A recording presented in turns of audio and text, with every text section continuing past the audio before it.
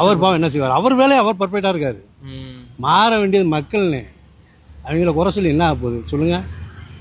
யாருக்கு பின்னால் போகிறோம், எதுக்கு போகிறோம், ஏன் போகிறோம்னு தெரியாமல் போய் இப்படி கொத்தா கவர்மெண்ட் தான் சொல்லியிருக்கு பெண்கள் வராதிங்க, குழந்தைங்க வராதிங்கன்னு.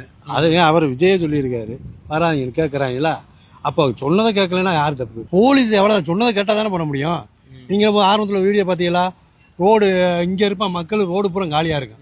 பஸ்ஸு வருதுன்னு சொன்னதுமே போலீஸை பூரா தள்ளி விட்டு வரான். அப்புறம் போலீஸ் எப்படி குறை சொல்லுவீங்க? நியாயம்னு இருக்குல்ல.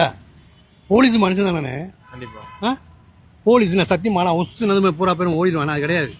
அவங்க தான் கடைசியில் கஷ்டப்பட்டு பூரா இந்த கொண்டு ஆஜில் சேர்த்தது. காவல்துறையே சொல்ல முடியாது, கவர்மெண்ட்டை சொல்ல முடியாது, விஜயும் சொல்ல முடியாது. அந்த கரூர் மாவட்டம் செந்தில் பாலாஜி அவரையும் உடனே வந்தார். உடனே வந்தால் பஞ்சாயத்து, உடனே வரலைனாலும் பஞ்சாயத்து. பேர் என்னது இன்னொரு பேர் மினிஸ்டர் அழுதார், அன்பில் கல்வித்துறை அமைச்சர். அவங்க சார்ந்த இயக்கம் நல்ல இயக்கமாக கெட்ட இயக்கமா? நல்ல மனுஷன். அவனும் மனுஷன் தானே. ஏன் ஒரு பச்சை குழந்தை இருந்து கழுதுலாம் எவனாக இருந்தாலும் அழுவன் தானே.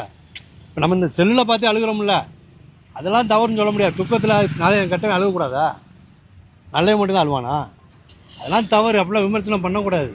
நம்ம கணக்கு 40-41 கணக்கு வந்துருச்சு. ஆனால் அவங்கள பொறுத்த வரைக்கும் 10 லட்சத்தில் 40, மீதி 9,99,960 இருக்கான்ல. அதில் ஒரு 60 பேர் செத்துட்டு போகிறார். மீதி 9,99,900 பேர் இருப்பான்ல. அவங்க கணக்கு அதுதான். பொதுவாக சொல்கிறேன், உனக்கு எங்கே போச்சு அறிவு? நீ செத்த உன் ஆத்தாளுவா, நீ செத்த உன் பொண்டாடி தாலியப்பா, நீ செத்த உன் பிள்ளை ரோட்டில் நிற்கும், உனக்கு எங்கடா போச்சு அறிவு? இதைத்தான் நான் கேட்பேன்.